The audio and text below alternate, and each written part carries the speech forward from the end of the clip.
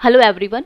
Last class हमने start की थी फ्रांसीसी क्रांति से, और ये फ्रांसीसी जो क्रांति है वो आपकी क्लास 9 का फर्स्ट चैप्टर है हिस्ट्री का। तो थोड़ा सा हम रिकैप कर लेते हैं कि क्या क्या हमने किया था। सबसे पहले हमने पढ़ा था इंट्रोडक्शन, इंट्रो किया था। इंट्रो में हमने क्या देखा था कि क्रांति क्या होती है। जब लोग शासन से खुश नहीं होते हैं, जब लोग सत्ता से खुश नहीं होते, जब लोग सरकार से खुश नहीं होते, जब लोग राजा से खुश नहीं होते हैं, तो वो क्या करते हैं, वो विद्रोह पे उतर आते हैं और वो फिर क्या सत्ता को चेंज करना चाहते हैं। इसी को कहते हैं क्रांति। और हम पढ़ रहे हैं क्योंकि वो क्रांति फ्रांस में हुई थी, हम फ्रांस की क्रांति की बात करते हैं, तो इसलिए आपके चैप्टर का नाम है फ्रांसीसी क्रांति। हिस्ट्री का ये चैप्टर है। इंट्रोडक्टरी पार्ट हो गया, ठीक है, क्योंकि लोग खुश नहीं थे। क्रांति होती क्यों है? क्योंकि जब जनसाधारण खुश नहीं होता है, जब जनसाधारण बहुत ज़्यादा परेशान हो जाता है, गुस्सा हो जाता है, अब उनकी जो है सहन करने की शक्ति खत्म हो गई है, अब वो और बर्दाश्त नहीं कर सकते, तो वो क्रांति पे उतर आते हैं, है ना। फिर हमने पढ़ा था कि फ्रांस में क्रांति के मुख्य कारण क्या क्या थे। तो फ्रांस में क्रांति के कुछ मुख्य कारण पढ़े थे। पहले हमने पढ़ा था राजनीतिक कारण। राजनीतिक कारण में क्या था कि राजा और रानी, या फिर जो पीछे से जो चले आए राजा थे, लुई 14, लुई 15, लुई 16। लुई 16 से आपका चैप्टर स्टार्ट होता है। लुई 16 और जो उनकी वाइफ है मैरी, जो ऑस्ट्रिया की राजकुमारी है मैरी एंटोनिटो, उनका क्या है, वो लोग नकारे हैं, निकम्मे हैं। राजा नकारे हैं, निकम्मे हैं, जनता की परेशानियों से उनको कोई लेना देना नहीं है। कैसे जनता जो है सफ़र कर रही है, उनको कोई लेना देना नहीं है। तो ये हो गया आपका राजनीतिक कारण, ठीक है। राजनीतिक कारण, राजा जब क्या करते हैं, बिल्कुल इग्नोर करने लगते हैं जब जनता की परेशानियों को, तो वो बन गया राजनीतिक कारण। उसके बाद सामाजिक कारण की बात करेंगे। सामाजिक कारण क्या कहते हैं? सामाजिक कारण थे कि जो जनता थी वो 3 स्टेट में बटी थी, प्रथम, द्वितीय और तृतीय स्टेट। पहले और दूसरे स्टेट को सारे के सारे अधिकार मिले हुए थे। उनको तो ये भी अधिकार मिला था कि वो आम जनता से टैक्स ले सकते थे, जबकि परेशानी में कौन थी? आम जनता ही थी, ठीक है। तो ये था सामाजिक अधिकार, यानी कि राइट्स जो थे, यानी कि अधिकार थे, वो समान नहीं थे। क्या थे? अधिकार जो थे वो समान नहीं थे। जो कुलीन वर्ग में जो पैदा होते हैं या जो पादरी वर्ग में पैदा होते थे, उन्हीं को स्पेशल राइट्स मिलते थे, अधिकार मिलते थे सारे के सारे। लेकिन अगर कोई गलती से जो है आम जनता में पैदा हो गया, आम इंसान पैदा हो गया, तो क्या है, वो उसके लिए एक सज़ा हो जाती थी। यानी कि जन्म के आधार पे जो है विशेष अधिकार मिलते थे। ये था सामाजिक कारण। फिर तीसरे नंबर पे आ जाता है बच्चा आर्थिक कारण। आर्थिक कारण, ठीक है। आर्थिक कारण क्या होता है? धन से रिलेटेड। तो क्या हो रहा था कि जनसंख्या बढ़ रही थी फ्रांस की, लेकिन क्या है, जो प्रोडक्शन होता है खाने पीने की चीज़ों का, वो तो कम था और डिमांड ज़्यादा थी। जनसंख्या बढ़ रही है, जिस रेट से जो है पॉपुलेशन बढ़ रहा था, उस रेट से खाने की चीज़ों का प्रोडक्शन नहीं हो पा रहा है, ठीक है। तो इसकी वजह से क्या हो रहा था? डिमांड ज़्यादा है, सप्लाई कम है, चीज़ें महंगी होती जा रही है। यानी कि आम जनता को खाने की जो रोटी है उसके भी लाले पड़ रहे हैं, उसकी भी कमी पड़ रही है। यानी कि आम जनता जो है जीने का भी संघर्ष कर रही है, उनको खाने के लिए भी कुछ नहीं मिल रहा था, ठीक है ना। उसके बाद क्या है? राजनीतिक कारण हो गया, सामाजिक कारण हो गया और आर्थिक कारण हो गया। ये 3 कारण पढ़े। चौथा नंबर पे था तत्कालिक कारण। तात्कालिक कारण, ठीक है। तात्कालिक कारण का मतलब क्या होता है कि उस समय ऐसा क्या हुआ कि एकदम से चिंगारी भड़क गई। देखो, ये जो राजनीतिक कारण है, सामाजिक जो समस्याएं थी, आर्थिक जो समस्याएं थी, वो उसी टाइम शुरू नहीं हुई थी, काफ़ी लंबे समय से चली आ रही थी, ठीक है। लेकिन अब ऐसा क्या हो गया कि फ्रांस में क्रांति शुरू हो गई। तो हुआ ये था कि जो फ्रांस के राजा थे लुई 16, उन्होंने आम जनता के लिए एक मीटिंग रखी थी, ठीक है। जनरल स्टेट मीटिंग उसको बोलते हैं। 5 मई को, देखो डेट्स याद कर लेना बच्चा, ठीक है, डेट्स ज़रूर याद रखनी है। 5 मई 1789 को इन्होंने स्टेट जनरल की, ठीक है, स्टेट जनरल की मीटिंग रखी। वो भी 175 सालों के बाद रखी गई ये मीटिंग। तो इसमें तीनों वर्गों को बुलाया गया, तीनों स्टेट्स को बुलाया गया। कौन कौन से? पादरी वर्ग, कुलीन वर्ग, और फिर उसके बाद तृतीय स्टेट आ जाता है आम जनता। आम जनता जो तृतीय स्टेट आ जाता है, वो भी अलग अलग जो है पार्ट्स में डिवाइड हो रखे थे। जैसे कि सबसे ऊपर आ जाते हैं और डॉक्टर, इंजीनियर, बिजनेसमैन वगैरह। उसके बाद जो होते हैं बड़े किसान आ जाते हैं, ठीक है, कारीगर आ जाते हैं, और उसके बाद आते हैं छोटे किसान, भूमिहीन किसान, बहुत गरीब लोग जो होते हैं, ठीक है। तो इसमें हुआ क्या कि होता ये था कि जनरल स्टेट असेंबली में तीन तरह के जो थे स्टेट थे, है ना, 3 तरह के स्टेट थे। तो पीछे से क्या चला रहा था कि एक एक वोट होना चाहिए तीनों का, इसका भी एक वोट, इसका भी एक वोट, इसका भी एक वोट। तो ये कौन है, ये पादरी वर्ग है, ये कौन है, ये कुलीन वर्ग है। तो मेजोरिटी तो क्या है 2 आउट ऑफ 3, 2 में से 3 क्या है, 3 में से सॉरी 2 जो है ना, इनकी मेजोरिटी तो पहले ही बन गई है। तो मीटिंग बुलाने का फायदा क्या था, यहाँ पे आम जनता भड़क गई, कहते कि नहीं, अगर आपको वोटिंग करवानी है तो वोटिंग 1 पर पर्सन के हिसाब से होनी चाहिए। यानी कि अगर 300 लोग आपके आए हैं, ठीक है, 300 लोग पादरी हैं, 300 लोग कुलीन हैं और 600 लोग क्या है आम हम लोग तृतीय स्टेट के लोग हैं, तो एक एक सबका वोट होना चाहिए। यानी कि 300 ये वोट, 300 ये वोट, 600 और 600 ये 1200 वोट, टोटल 1200 वोट होने चाहिए। ठीक है, एक एक इंसान का एक एक वोट होना चाहिए, ना कि एक एक स्टेट का एक एक वोट होना चाहिए। यहाँ पे राजा क्या गया, यहाँ पे राजा कहता कि नहीं ऐसा तो नहीं होगा। तो ये जो तृतीय स्टेट के लोग थे, कौन थे, तृतीय स्टेट के जो लोग थे वो नाराज होकर वहां से उठकर चले गए। ठीक है, यहां से क्या है, ये तृतीय स्टेट के लोग नाराज होकर उठकर चले गए थे। ठीक है, उसके बाद हम बात करते हैं, ये लोग इकट्ठा हुए 20 जून को एक टेनिस कोर्ट में। उस टेनिस कोर्ट में उन्होंने शपथ ली कि जब तक हम राजा के अनलिमिटेड अधिकारों को बंद नहीं कर देते, ख़त्म नहीं कर देते, जब तक हम राजा की मनमानी को जो है ख़त्म नहीं कर देते, तब तक हम क्या हैं चैन की सांस नहीं लेंगे। और अपने आप को इन लोगों ने क्या घोषित कर दिया, इन्हीं तृतीय स्टेट के लोगों ने नेशनल असेंबली घोषित कर दिया। नेशनल असेंबली, नेशनल असेंबली मतलब कि राष्ट्रीय सभा, राष्ट्रीय सभा। और ये राष्ट्रीय सभा का मतलब क्या था कि हम ही फ्रांस को रिप्रेजेंट करते हैं, मतलब फ्रांस के रिप्रेजेंटेटिव कौन है, फ्रांस के प्रतिनिधि कौन है, हम लोग हैं, तृतीय स्टेट के लोग हैं। इसलिए इन तृतीय स्टेट के लोगों ने अपने आप को राष्ट्रीय सभा घोषित कर दिया। तो इस तरीके से क्या है, हम लोगों ने फर्स्ट जो पार्ट में ये सारी चीज़ें कवर कर ली थी। क्या क्या कवर किया था मैं फिर से रिवाइज करवा देती हूँ। इंट्रोडक्शन पढ़ा था, इंट्रोडक्शन के बाद हमने क्या किया था, इंट्रोडक्शन के बाद हमने पढ़ा था कि कारण कौन कौन से फ्रांसीसी क्रांति के। तो कारणों में हमने क्या क्या पढ़ा था, राजनैतिक कारण पढ़ा, सामाजिक कारण पढ़ा, ठीक है, उसके बाद आर्थिक कारण पढ़ा, और उसके बाद तत्कालिक कारण क्या था वो पढ़ा।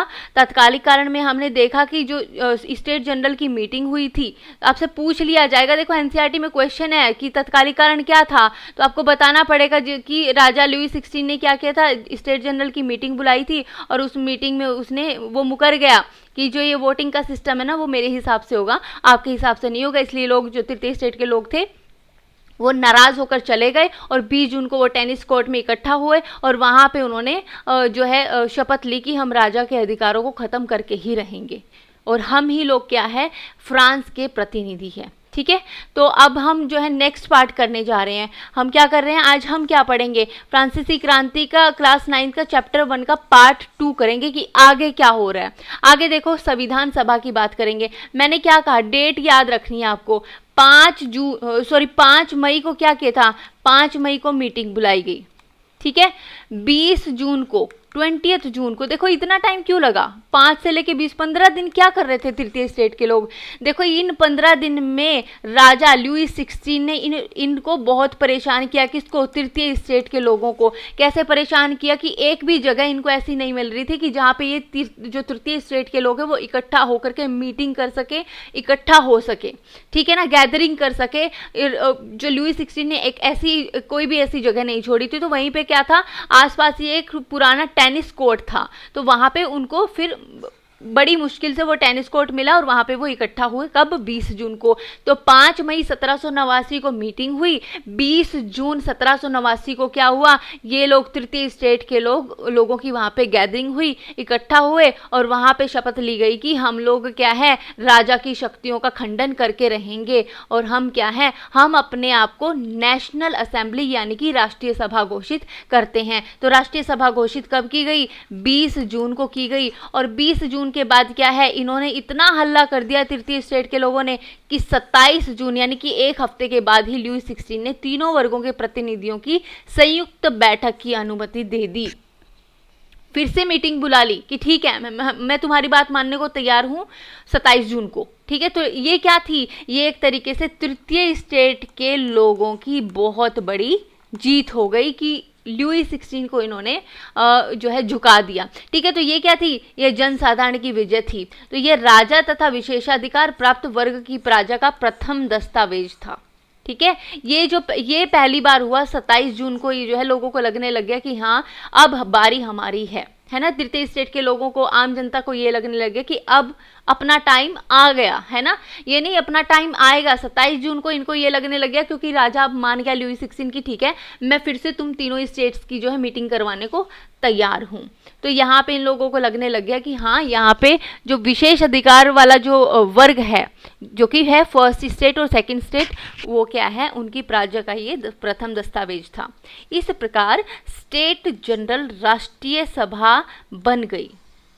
स्टेट जनरल क्या है, राष्ट्रीय सभा बन गई, नेशनल असेंबली बन गई, और उसे राजा की मान्यता मिल गई, और ये क्या हो गई, वैधानिक हो गई। नेशनल असेंबली तो बनी चुकी है, उसके बाद क्या है, राजा ने इसको लीगल बोल दिया, ठीक है, वैधानिक हो गई, ये लीगल हो गई है, ठीक है। राजा की मुहर लग गई है अब इसके ऊपर, किसके ऊपर, नेशनल असेंबली के ऊपर। तो 27 जून तक तो क्या हो गया, 27 जून तक तो ये हो गया।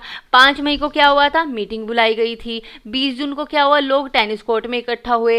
27 जून को क्या हुआ, 27 जून को एक हफ्ते के बाद राजा को इनकी बात माननी पड़ गई, और नेशनल असेंबली को क्या है, लीगल घोषित किया गया राजा की अनुमति से, राजा की मुहर से। अब क्या हो रहा है, अब आ जाते हैं 9 जुलाई पे। क्या है, 9 जुलाई को अब नेशनल असेंबली ने क्या कहा कि अब हम नेशनल असेंबली नहीं है, हम तो कॉन्स्टिट्यूएंट असेंबली हैं, ठीक है। यहाँ पे क्या थे, यहाँ पे ये सिर्फ एक प्रतिनिधि थे। कॉन्स्टिट्यूएंट असेंबली का मतलब क्या है, देखो संविधान सभा, सभा क्या होती है, कुछ लोगों का ग्रुप होता है, कुछ लोग होते हैं सभा के अंदर, तो हम क्या है, वो लोग हैं जो संविधान का निर्माण करेंगे। तो आज से हम नेशनल असेंबली नहीं है, हम लोग क्या है, कॉन्स्टिट्यूएंट असेंबली है, यानी कि संविधान सभा है। आज से हम राष्ट्रीय सभा नहीं, आज से हम संविधान सभा, यानी कि सभा ने क्या किया, नेशनल असेंबली ने 9 जुलाई 1789 को स्वयं को संविधान सभा घोषित करके संविधान के निर्माण करना अपना प्रमुख लक्ष्य बना लिया। आया समझ में, ठीक है। 5 मई, 5 में, ठीक है, उसके बाद 20 जून हो गया, उसके बाद 27 जून हो गया, और उसके बाद 9 जुलाई को क्या किया, नेशनल असेंबली ने खुद को कॉन्स्टिट्यूएंट असेंबली, यानी कि ये जो राष्ट्रीय सभा है उसने खुद को संविधान सभा घोषित कर दिया, और कहा कि अब हमारा लक्ष्य क्या है, संविधान का निर्माण करना है। और कैसे संविधान का निर्माण करेंगे, जिसमें मानवाधिकारों की रक्षा हो, जिसमें सब लोग एक बराबर हो, जिसमें समानता हो, जिसमें स्वतंत्रता हो, राइट। तो इसी समय लुई ने क्या किया, जिस टाइम पे, इसी के समय के आसपास जब नेशनल असेंबली खुद को कॉन्स्टिट्यूएंट असेंबली घोषित कर रही थी, इसी समय जो लुई 16 ने अर्थ मंत्री नेकर को बर्खास्त कर दिया। और ये नेकर बहुत ही, जो आम जनता थी नेकर को बहुत मानती थी, नेकर को बहुत नेक दिल इंसान मानती थी, इसके नाम की तरह, है ना। तो इस पे क्या है, लुई 16 ने जैसे ही नेकर को क्या किया, बर्खास्त किया, तो जनता क्या है, जनता अब और भड़क गई। और इस बात को जनता ने ये सोचा कि ये जो राजा है ना लुई 16, ये चाहता ही नहीं कि हमारे अधिकारों की रक्षा हो, हमें समानता का अधिकार मिले, हमारे बारे में कोई भलाई ये सोचता ही नहीं है। इसीलिए तो इसने नेकर को बर्खास्त किया। और ये क्या, अब जनता क्या सोच रही कि ये क्या कोशिश कर रहा है, ये क्रांति को कुचलने की कोशिश कर रहा है। कौन, लुई 16, जैसे ही उसने नेकर को बर्खास्त किया, ठीक है। आया समझ में, क्या था, नेकर उसका अर्थमंत्री था लुई 16 का, और नेकर को जनता अपना समर्थक मानती थी। जनता ये सोचती थी कि नेकर जो है वो हमें सपोर्ट करता है।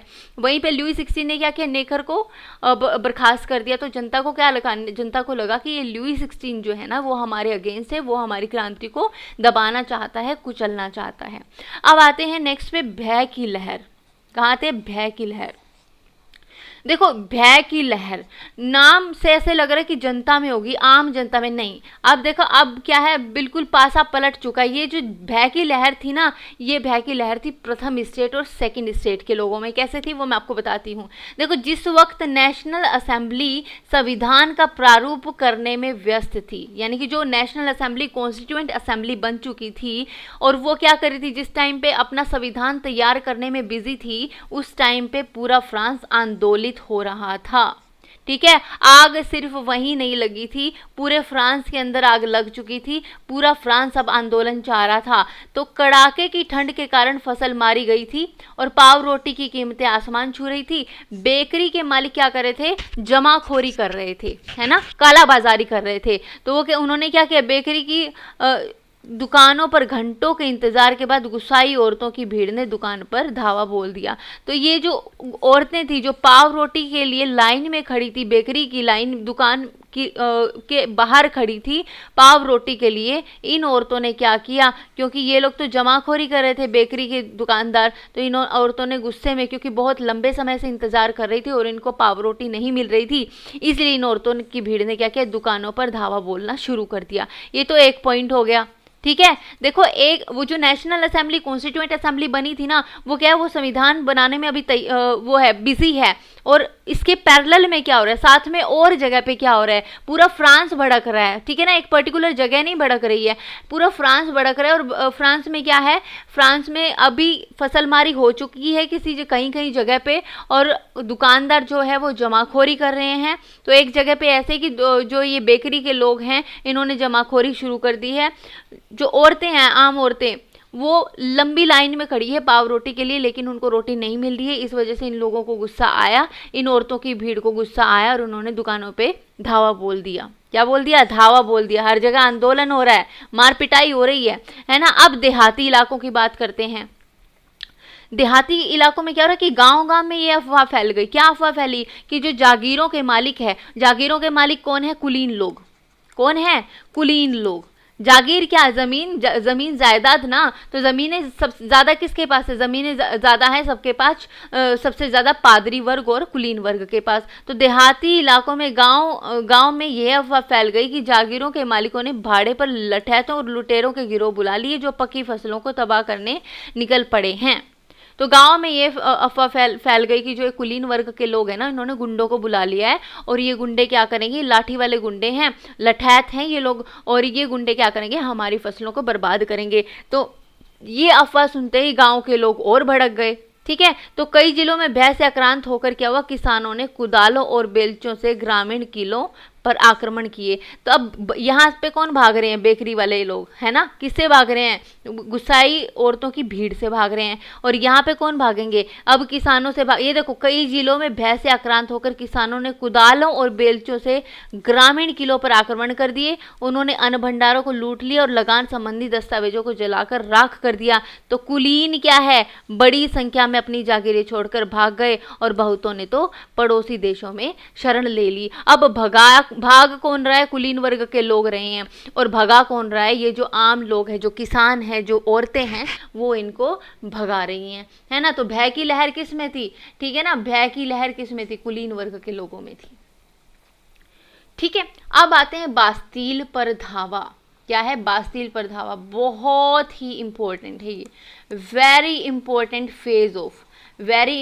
Phase of French revolution. मतलब ये फ्रांसीसी क्रांति का बहुत ही इंपॉर्टेंट फेज है। या क्यों है, देखो मैं बताती हूँ। उसी समय पे एक ये भी अफवाह फैल गई कि बास्तील के किले में राजा ने शस्त्रों का भंडार जमा करके रखा है, अस्त्र शस्त्र इकट्ठा करके रखे हैं राजा ने। ठीक है, और ये राजा क्या करवाना चाहता है, हमारे ऊपर हमला करवाना चाहता है। उस समय ये अफवाह फैल गई। तो अतः क्या है, 14 जुलाई 1789 को पेरिस की भीड़ ने बास्तील के किले पे हमला कर दरवाजा तोड़ दिया और कैदियों को मुक्त कर दिया। अब क्या है, ये जो बास्तील का किला कहाँ था, पेरिस में था भाई। ठीक है, पेरिस में था। तो जैसे ही उन्होंने ये अफवाह सुनी कि राजा ने जो है अस्त्र शस्त्र इकट्ठा कर लिए बास्तील के किले में, और ये हमें मरवाना चाहता है, ये हमारे ऊपर अटैक करवाना चाहता है, जैसे ही ये अफवाह सुनी तो पेरिस के लोग जो थे वो बाहर आए, उन्होंने बास्तील के किले पे धावा बोल दिया। वहाँ पे जो भी कैदी थे उनको, 1-2 कैदी थे उनको वहाँ से छुड़वाया। ठीक है, और कैदियों को मुक्त कर दिया, और वहाँ के जो अस्त्र शस्त्र के जो भंडार थे वो वहाँ से उन्होंने वो छीन लिए, वो कब्जा लिए। आप देख रहे हो 9 जुलाई को, अभी 9 जुलाई को ही, 9 जुलाई 1789 को क्या हुआ था, 9 जुलाई 1789 को नेशनल असेंबली ने कॉन्स्टिट्यूएंट असेंबली घोषित किया। और ये कौन सी थी, 14 जुलाई, यानी कि 5 दिन के अंदर अंदर, अभी 5 ही दिन हुए हैं सिर्फ, 5 दिन में और जगह क्या क्या हो रहा है। किसान भड़के हुए हैं, ये अफवाह फैल गई कि भाई कुलीन वर्ग के लोगों ने लठैतों को बुला रखा, वो हमारी फसलें बर्बाद कर देंगे। वहाँ पे क्या है, औरतें लड़ रही हैं किसके साथ, दुकानदारों के साथ, बेकरी वालों के साथ। और यहाँ पे पेरिस में क्या हो रहा है, पेरिस के लोगों में ये अफवाह फैल गई कि जो है जो ये राजा है उसने अस्त्र शस्त्र इकट्ठा किए हुए बास्तील के किले पे। ठीक है, तो ये सब कुछ हो रहा है। और वहीं पे क्या है, अतः 14 जुलाई 1789 को क्या है, पेरिस की भीड़ ने बास्तील के किले पे हमला बोलकर दरवाजा तोड़ दिया और वहां पे कैदियों को मुक्त कर दिया। बास्तील का पतन एक युगांतरकारी घटना थी जो निरंकुशता का पतन और जनता की विजय का प्रतीक थी। क्योंकि बास्तील का जो किला था ना, उसको जो ये आम जनता है और राजा की शक्ति के रूप में देखती थी, ठीक है, राजा की निरंकुशता के रूप में देखती थी। तो इसलिए जब उन्होंने बास्तील का किला तोड़ा, तो किला तोड़ते ही उन्होंने क्या देखा कि ये राजा की शक्ति टूटी है ना। वो तो निरंकुशता का पतन हुआ। जैसे ही बास्तील का किला टूटा तो जनता को क्या लगा, निरंकुशता का पतन हो चुका है और ये जनता का विजय का प्रतीक थी। वास्तव में यह क्रांति का उद्घोष था और इसलिए फ्रांस में 14 जुलाई को स्वतंत्रता दिवस के रूप में मनाया जाता है। आपको पता है, एक इम्पोर्टेंट इंटरेस्टिंग सा फैक्ट मैं बताती हूँ कि ये जो पेरिस के अंदर ये बास्तील का किला था ना, अब एक ईंट भी नहीं है, इसकी एक ईंट भी नहीं है, बिल्कुल तहस नहस कर दिया था लोगों ने। ये आप इमेज में देख सकते हो, है ना। तो ये जो किला था बड़ा सुंदर सा, अब इसकी एक ईंट भी नहीं बची है, बिल्कुल सफाचट है ये। ठीक है, आया समझ में? ठीक है, अब नेक्स्ट हम बात करते हैं क्रांति के विभिन्न चरण। क्रांति के विभिन्न चरणों में आगे बढ़ने से पहले मैं फिर से आपको क्या रिवाइज करवाना चाहूँगी। 5 मई को क्या हुआ था, मीटिंग बुलाई गई, मीटिंग बुलाई गई। 20 जून को क्या हुआ, टेनिस कोर्ट में लोग इकट्ठा हो गए। ठीक है, टेनिस कोर्ट में लोग इकट्ठा हुए और अपने आप को नेशनल असेंबली घोषित कर दिया। ठीक है, यहाँ पे तो लोगों ने ही, तृतीय स्टेट के लोगों ने नेशनल असेंबली घोषित किया था, मतलब कि राष्ट्रीय सभा।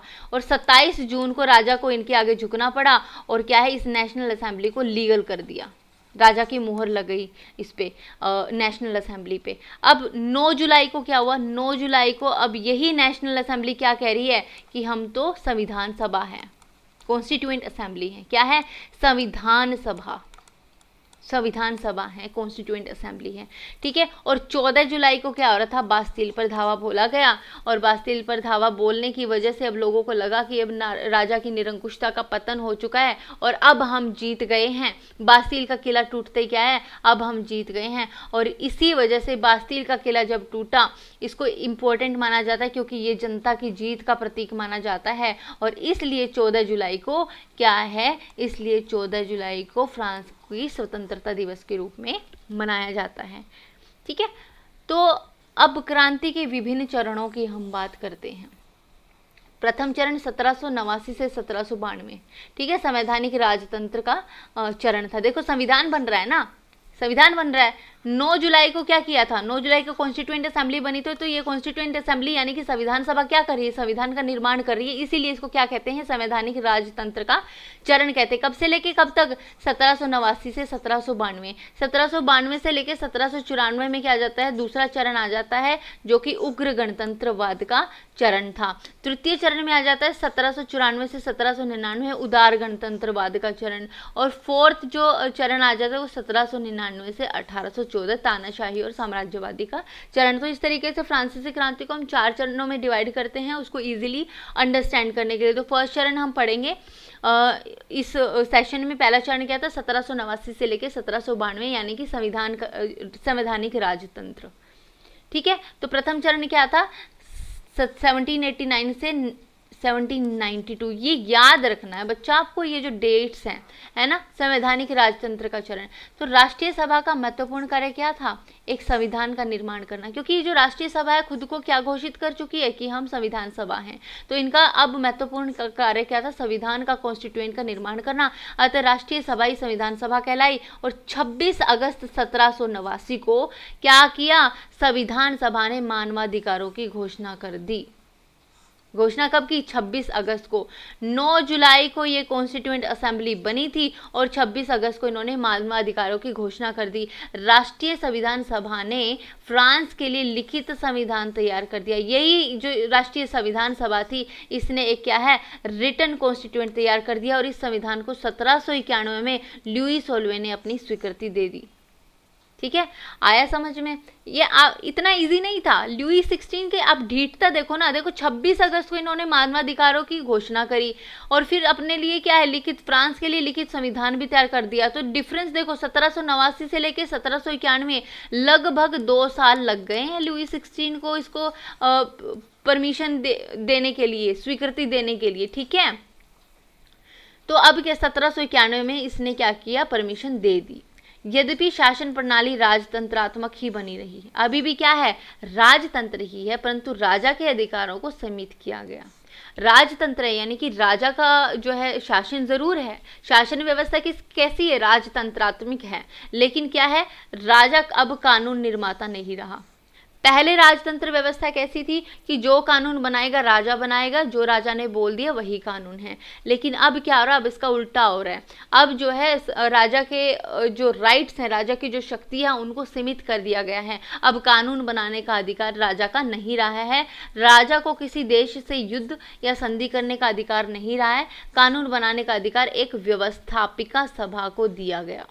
ठीक है, और उसके सदस्यों की संख्या कितनी थी, 745 थी। तो अब क्या है, अब जो है राजतंत्रात्मक जो व्यवस्था बनी रही है, लेकिन राजा के अधिकारों को अब सीमित कर दिया गया। आई समझ में? ठीक है, तो 26 अगस्त तो 1789 को मानवाधिकारों की घोषणा की गई, और उस 1791 में 1791 में स्वीकृति मिली किससे, लुई 16 से, और उसकी शक्तियों को अब लिमिट कर दिया गया है, यानी कि सीमित कर दिया गया है।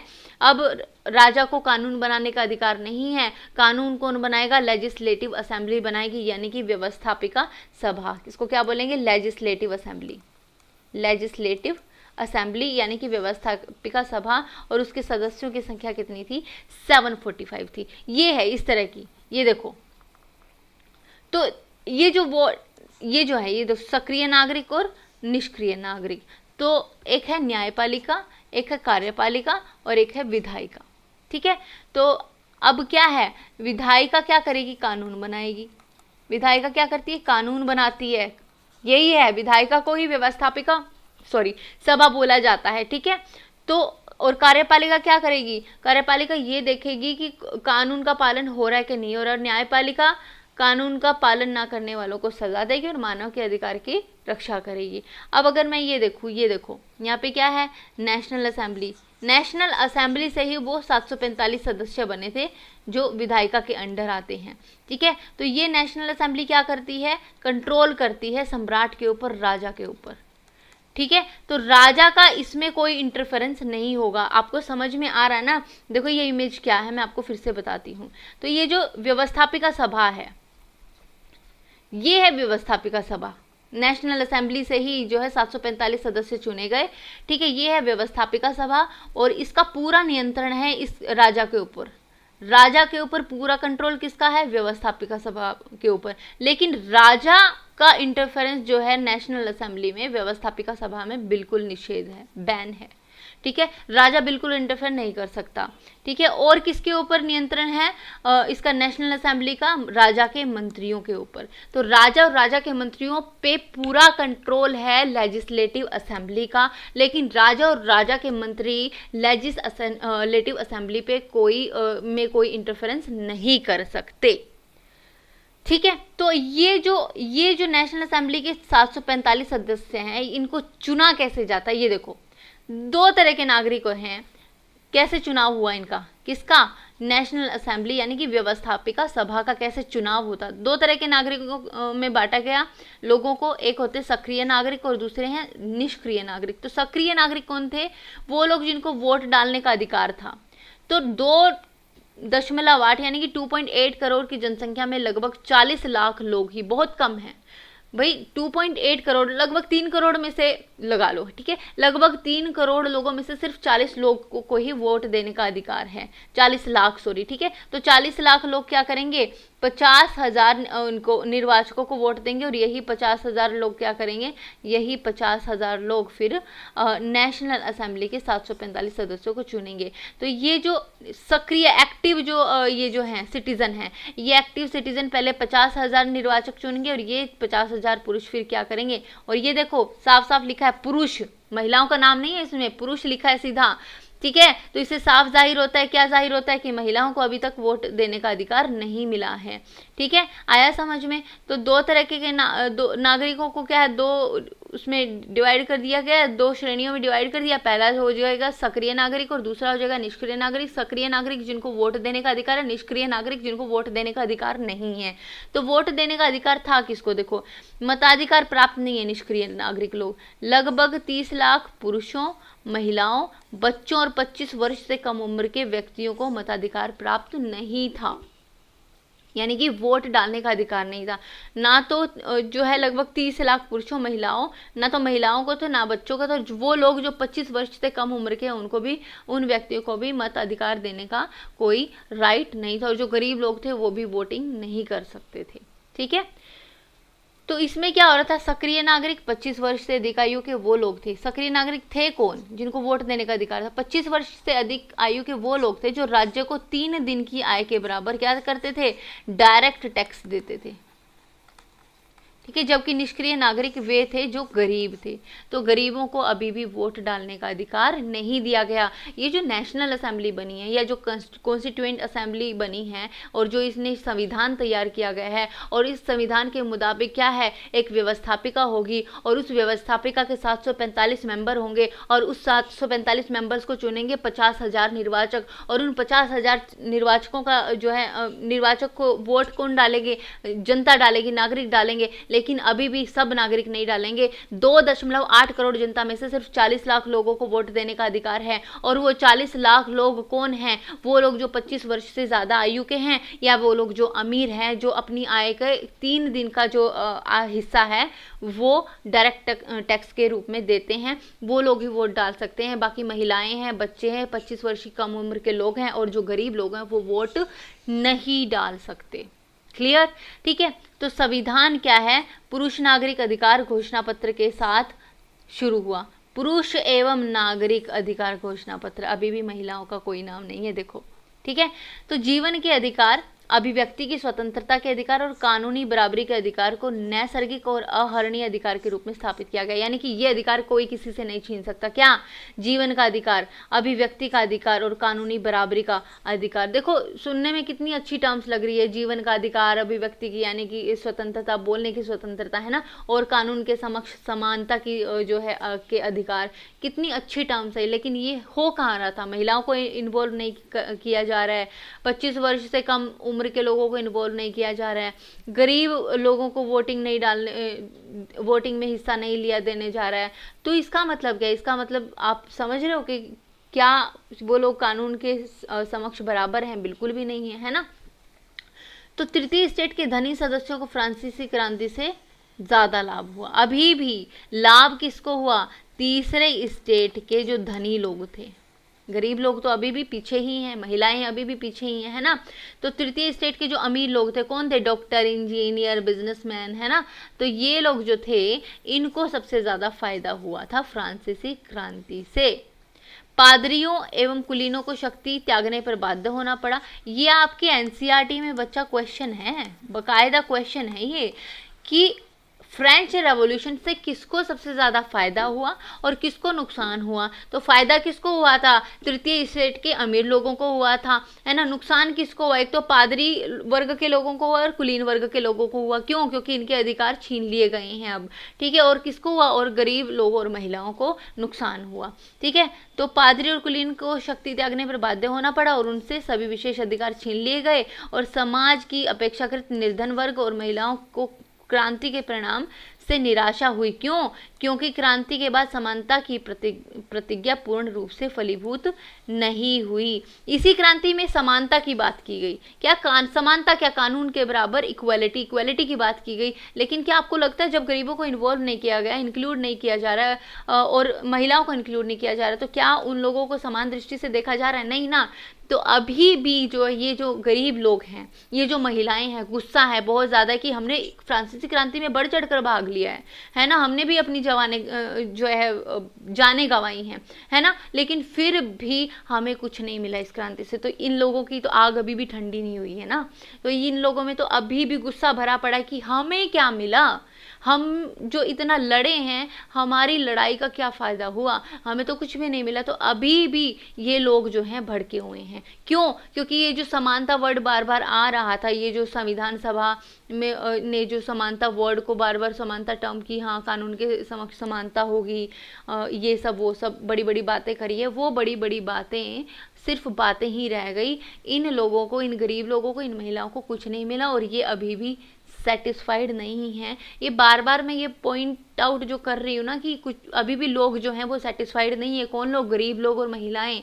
तो इसका भी कुछ मतलब है, मैं आपको बताती हूँ, है ना। तो 1791 में क्या हुआ, 745 सदस्यीय व्यवस्थापिका सभा यानी कि लेजिस्लेटिव असेंबली का अस्तित्व में आई थी। ठीक है, तो इस लेजिस्लेटिव असेंबली में जो है 2 भागों में बांटा गया। कैसे कैसे? एक दाहिने हाथ की तरफ बैठने वाले और एक बाईं हाथ की तरफ बैठने वाले। ठीक है, जो दाहिने हाथ की तरफ बैठने वाले थे वो थे दक्षिणपंथी, जो उदार अनुदार लोग थे और राजतंत्र के समर्थक थे, जो अभी भी राजतंत्र चाहते थे। ये लोग राजतंत्र चाहते थे, ऐसा नहीं कि राजतंत्र नहीं, ये लोग राजतंत्र को खत्म नहीं करना चाहते, लेकिन ये लोग ऐसा राजतंत्र चाहते थे जिसमें जनता की, आम जनता की सुनी जाए। ठीक है, और जबकि बाईं तरफ बैठने वाले लोग थे वामपंथी थे। ये समूह मूल परिवर्तनवादियों रेडिकल्स का था, जो उग्र और क्रांतिकारी थे। ये उसी समय जो है चेंज चाहते थे। ये लोग क्या थे? देखो, जो दक्षिणापंथी थे वो क्या थे? धीरे धीरे चेंज चाहते थे, लेकिन ये जो रेडिकल्स थे वो कहते थे कि चेंज तो अभी लाओ, बस अभी। ठीक है, रेडिकल्स भी 2 वर्गों में बटे हुए थे, जिरोंदिस्ट और दूसरा जैकोबियन। अब हम बात करते हैं जैकोबियन की। जैकोबियन कौन थे? ठीक है, देखो यहाँ पे क्या हो रहा है, अस्तित्व में आई, दाहिने हाथ में दक्षिणापंथी बैठते थे, बाहिने में वामपंथी के जो बैठे थे। रेडिकल्स भी 2 भागों में बटे हुए थे, जिरोंदिस्ट और दूसरा जैकोबियन। तो ये जैकोबियन क्या थे? 1791 में संविधान में क्या हुआ, अमीरों को ही राजनीतिक अधिकार प्राप्त हुए। सिर्फ अमीर ही वोट डाल सकते हैं और सिर्फ अमीर ही जो है खड़े हो सकते हैं उसमें, इलेक्शंस में। तो अमीरों को ही ये सारे अधिकार मिले, राजनीतिक अधिकार मिले। ठीक है, तो इसलिए जो आम जनता थी, जो गरीब लोग थे, जो महिलाएं थी, अब उन्होंने फिर से अपने ग्रुप बनाना शुरू कर दिए। ठीक है ना, ग्रुपिज्म हो रहा है अभी भी। तो जो ये क्या करते थे, राजनीतिक क्लबों में अड्डे जमा कर सरकारी नीतियों और अपनी कार्य योजनाओं पर बहस करते थे। इनमें से जैकोबिन क्लब सबसे सफल था। तो जैकोबिन क्लब के सदस्य कौन थे? मुख्यतः समाज के कम समृद्ध हिस्से से आते थे। इसमें छोटे दुकानदार, कारीगर जैसे जूता बनाने वाले, पेस्ट्री बनाने वाले, घड़ी साज, छपाई करने वाले, नौकर दिहाड़ी मजदूर शामिल थे। और उनका नेता कौन था? Maximilian Robespierre. याद रखना ये नाम याद रखना है। ठीक है ना। तो 1789 से लेके 1792 अभी आने वाला है, यानी कि एक चरण जो है वो ख़त्म होने वाला है, यानी कि दूसरा चरण शुरू होने वाला है। और दूसरे चरण का हीरो और विलन दोनों कौन है? ये मैक्समिलियन रोबेस्पियर है, जो मैं आपको नेक्स्ट क्लास में पढ़ाऊंगी। अभी मैं बताती हूँ आपको महिलाओं की प्रतिक्रिया। महिलाएं इस बात से निराश हुई कि 1791 के संविधान में उन्हें निष्क्रिय नागरिक का दर्जा दिया गया। उन्हें कोई अधिकार नहीं मिला, ना तो उनको राजनीतिक अधिकार मिला, ना उनको वोट डालने का अधिकार मिला, ना उनको वोट में इलेक्शन में खड़ा होने का अधिकार मिला। इसलिए महिलाएं क्या थी? निराश थी। उसके बाद महिलाओं ने भी क्या किया? ग्रुप बनाने शुरू कर दिए। ठीक है, महिलाओं ने भी अपना ग्रुप बनाने शुरू कर दिए और उन ग्रुपों में फिर चर्चा होती थी कि ये सरकार ने हमारे साथ गलत किया, हमें कुछ करना होगा। ठीक है, तो महिलाओं ने भी ये मांग रखी कि हमें भी समान दृष्टि से देखा जाए, हमें भी क्या है, इलेक्शंस में खड़े होने का मौका दिया जाए और हमें भी राजनीतिक पद मिलने चाहिए। तो उनका मानना क्या था? उनका मानना था कि तभी नई सरकार में उनके हितों का प्रतिनिधित्व हो पाएगा। जब तक एक महिला को ही राजनीतिक अधिकार नहीं मिलेगा, ठीक है, जब तक एक महिला को पावर नहीं मिलेगी, तो क्या वो क्या बोलते हैं, महिलाओं के लिए कुछ काम कर पाएगी? नहीं कर पाएगी। तो चेंज लाने के लिए, महिलाओं की जो है चेंज लाने के लिए, महिलाओं को शक्ति प्रदान करने के लिए, महिलाओं की जो कंडीशन थी उसमें चेंज लाने के लिए एक महिला को तो खड़ा होना पड़ेगा ना इलेक्शन में। एक महिला को पावर चाहिए। तो जब तक हमें पावर मिलेगी नहीं, हम चेंज कैसे लाएंगे? ठीक है, तो जब तक कि हमें एक महिला को इलेक्शन में खड़े होने की पावर नहीं मिलेगी, जब तक उसको राजनीतिक कोई पद नहीं मिलेगा, जब तक उसको कोई पॉलिटिकल पावर नहीं मिलेगी, तब तक महिलाओं की जो कंडीशन थी उसमें कोई चेंज नहीं आ सकता। तो महिलाओं ने अपने हितों की हिमायत करने और उन पर चर्चा करने के लिए खुद के राजनीतिक क्लब शुरू कर दिए। ये वही राजनीतिक क्लब कुछ नहीं होते, कुछ जो है पढ़ी लिखी महिलाओं का या समझदार महिलाओं का ग्रुप होता है जो ये डिस्कस करता है कि अब हमें क्या करना चाहिए, सरकार हमारे लिए कोई काम नहीं कर रही है, भाई हमें तो ना वोट डालने का अधिकार मिला, ना इलेक्शन में खड़े होने का अधिकार मिला है, ये अधिकार हमें कैसे मिलना चाहिए, कैसे जो ये लोग हैं जिन्होंने ये संविधान बनाया है उनको मज़ा चखाना चाहिए, कि उनको रियलाइज़ हो कि भाई हम महिलाएं भी इस देश की नागरिक और हमें भी अधिकार मिलने चाहिए। तो हमारे जो ये हाल है उसमें कैसे चेंज आए, उसमें कैसे वो सारी चीज़ें कैसे इम्प्रूव हो, है ना। तो ये राजनीतिक क्लब वही होते हैं, कुछ महिलाओं का ग्रुप होता है, ठीक है। तो फ्रांस के विभिन्न नगरों में महिलाओं के कितने क्लब बने थे, 60। और सबसे ज़्यादा फेमस कौन था, the society of revolutionary and Republican payment जो था वो सबसे मशहूर क्लब था। उनकी एक प्रमुख मांग थी कि महिलाओं को पुरुषों के समान राजनीतिक अधिकार प्राप्त होने चाहिए, ठीक है। तो आज की क्लास में हम इतना ही रखते हैं, और ये इसी के साथ हमारा प्रथम चरण खत्म होता है, ठीक है ना। इसके साथ हमारा प्रथम चरण खत्म होता है और सेकंड जो है द्वितीय चरण शुरू होगा अब हमारा 1792 से लेकर 1794। तो जो प्रथम चरण है वो कौन सा था, 1789 से लेके 1792।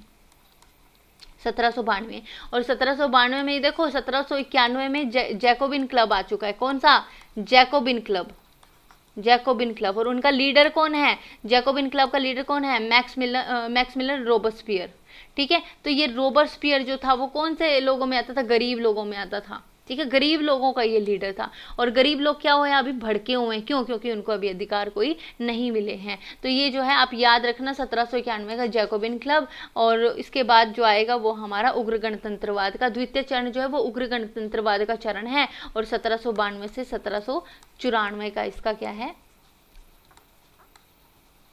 1792 से 1794 तक ये जो है उग्र गणतंत्रवाद दूसरा चरण है, ठीक है। तो एक बार हम लोग वो कर देते हैं, रिकैप कर लेते हैं, रिवाइज कर लेते हैं हमने पूरा क्या पढ़ा, ठीक है। फर्स्ट से लेके अब तक क्या क्या पढ़ा हमने। फ्रांस की हालत बहुत ख़राब है, ठीक है, जनता बहुत गुस्से में है। हमने कारण पढ़े, सामाजिक आर्थिक राजनीतिक कारण पढ़े, फिर हमने तत्कालिक कारण पढ़ा। तत्कालिक कारण में हमने देखा कि जो तृतीय स्टेट के लोग हैं वो राजा से वो क्या है, वो राजा से गुस्सा है क्योंकि राजा ने उनकी वोटिंग सिस्टम वाली बात नहीं मानी है। तो तृतीय स्टेट के लोगों ने अपने आप को नेशनल असेंबली घोषित कर दिया है। तो ये नेशनल असेंबली ने अपने आप को क्या है, फ्रांस का प्रतिनिधि घोषित कर दिया है। तो 5 मई को 5 मई को 5 मई 1789 को मीटिंग बुलाई थी राजा ने, ठीक है। 20 जून को ये लोग इकट्ठा हुए, तृतीय स्टेट के लोग राजा से नाराज होकर एक टेनिस कोर्ट में इकट्ठा हुए थे। वहाँ पे इन लोगों ने शपथ ली कि हम लोग राजा की शक्तियों का खंडन करके रहेंगे। 27 जून को राजा को इनके सामने झुकना पड़ा। और ये जो नेशनल असेंबली बनी थी इसको क्या है, लीगल नेशनल असेंबली, यानी कि इसको जो है मान्यता दे दी, इसको अनुमति दे दी, इस पर मोहर लगा दी, किसने, लुई 16 ने। इतनी बात समझ में आ गई। अब इस नेशनल असेंबली का एक जो है मोटिव ये रह गया है, क्या, अब हम संविधान बनाएंगे और इस संविधान में समानता स्वतंत्रता की बात होगी, अभिव्यक्ति की आज़ादी की बात होगी। तो जब तक कि ये कॉन्स्टिट्यूएंट असेंबली यानी कि संविधान सभा संविधान बनाने में बिजी थी, फ्रांस के अलग अलग भागों में आंदोलन हो रहे थे, कहीं महिलाएं लड़ रही हैं, कहीं किसान लड़ रहे हैं, है ना। तो इस तरीके से क्या है, हर जगह लड़ाई हो रही थी। आई होप इतना आपको समझ में आ गया होगा। उसके बाद क्या है, उसके बाद इस जो बास्तिल पर धावा, भय की लहर हो गई। आपने भय की लहर में देखा कि कौन कौन लोग जो है, ये भय की लहर अब गरीब लोगों में नहीं थी, अब जनता में नहीं थी। अब भय की जो लहर थी वो कुलीन वर्ग के लोगों में थी। और किस में थी, ये भय की लहर थी जागीरों के लोगों में, ठीक है, कुलीन और पादरी वर्ग के लोगों में। क्यों, क्योंकि इनको भगा भगा के मार रहे थे, कौन, ये आम जनता, ठीक है। तो यहाँ पे भय की लहर हो गई। और एंड में एक जो है बास्तिल पर धावा एक इंसिडेंस होता है जिसमें कि 14 जुलाई 1789 को पेरिस की जनता बास्तिल के किले पे हमला कर देती है। और इसी दिन 14 जुलाई 1789 को अपनी जीत मानती है कि यहाँ पे निरंकुशता राजा की खत्म होती है। और इसीलिए 14 जुलाई को फ्रांस के स्वतंत्रता दिवस के रूप में मनाया जाता है। राइट, अब आ गया समझ में इतना। तो ये था आपका भय की लहर। उसके बाद क्या होता है, उसके बाद आपका जो है आता है ये अपना जो ये संविधान सभा बनती है। संविधान सभा एक व्यवस्थापिका सभा बनाती है। व्यवस्थापिका सभा में ये डिसाइड किया जाता है कि दो तरह के नागरिक होंगे, एक सक्रिय होंगे और एक निष्क्रिय होंगे। तो जो सक्रिय नागरिक है उन्हीं को वोट डालने का अधिकार है। तो सक्रिय नागरिक को कितने थे? सिर्फ 40 लाख लोग थे, 40 लाख लोग, और वो भी अमीर लोग थे। ठीक है, तो बाकी 2.8 करोड़ लोग की जनता में सिर्फ 40 लोगों को वोट डालने का अधिकार दिया गया। सिर्फ 40 लाख लोगों को वोट डालने का अधिकार दिया गया, बाकी लोगों को अधिकार नहीं दिया गया। जिसमें कौन कौन से थे? वो निष्क्रिय नागरिक थे जिनको वोट डालने का अधिकार नहीं दिया गया। ठीक है, तो इन निष्क्रिय नागरिकों में थे कौन? महिलाएं, बच्चे और 25 साल की उम्र के उससे कम उम्र के लोग और गरीब जनता। इनको वोट डालने का अधिकार नहीं दिया गया। तो वोट डालने का अधिकार मिला किसको? तृतीय स्टेट के वो लोग जो अमीर थे, है ना। तो अभी भी जो पावर है वो किसके पास है? अभी भी पावर अमीर और शक्तिशाली लोगों के हाथ में ही है। तो जो अमीर लोग हैं उनको गरीबी का क्या पता, और जब गरीबी का पता नहीं होगा तो गरीबों के बारे में सोचेंगे कैसे? महिलाएं और बच्चों के बारे में सोचेंगे कैसे? तो अभी भी जो आम जनता है, जो गरीब जनता है, महिलाएं हैं, बच्चे हैं, बुजुर्ग हैं, गरीब लोग हैं, उनका हाल अभी भी वैसा ही है जैसा पहला था संविधान बनने के बाद भी। ठीक है, तो इस वजह से महिलाएं भी सेटिस्फाइड नहीं है, गरीब लोग भी सेटिस्फाइड नहीं है। इनके अपने अपने क्लब बन रहे हैं, महिलाओं के अलग अलग क्लब बन रहे हैं और पुरुषों के जो गरीब लोग हैं उनके अलग क्लब बन रहे हैं। और इनमें से एक फेमस क्लब था जैकोबिन क्लब, और इसका जो लीडर था वो मैक्समिलर रोबेस्पियर है। और ये जो रोबेस्पियर जो है, मैं आपको बार बार नाम ले रही हूँ, ये एक इम्पोर्टेंट रोल प्ले करेगा किसमें? दूसरे चरण में, जो कि होगा 1792 से लेके 1794 तक। तो अब तक की स्टोरी यही थी। आई होप आपको समझ में आ गई होगी। अगला जो हम करेंगे वो करेंगे द्वितीय चरण पढ़ेंगे 1792 से 1794, जो कि उग्र गणतंत्रवाद का है। वो करेंगे हम नेक्स्ट क्लास में, पार्ट 3 में।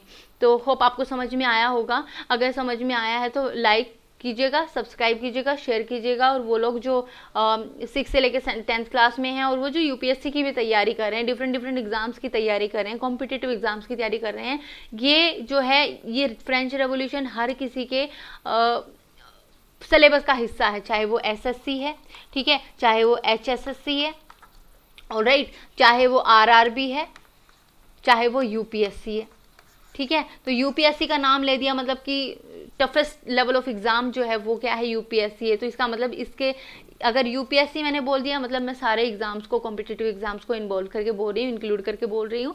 तो सबके सब जो है सब्सक्राइब कर लिए अगर ये जो फ्रेंच रेवोल्यूशन है आपको सच में आपका बेसिक्स जो आपको क्लियर करने हैं, क्योंकि आपकी एनसीईआरटी में उस तरीके से नहीं दे रखा है ना। तो चलो ठीक है, आज की क्लास में यही समाप्त करती हूँ। Thank you so much.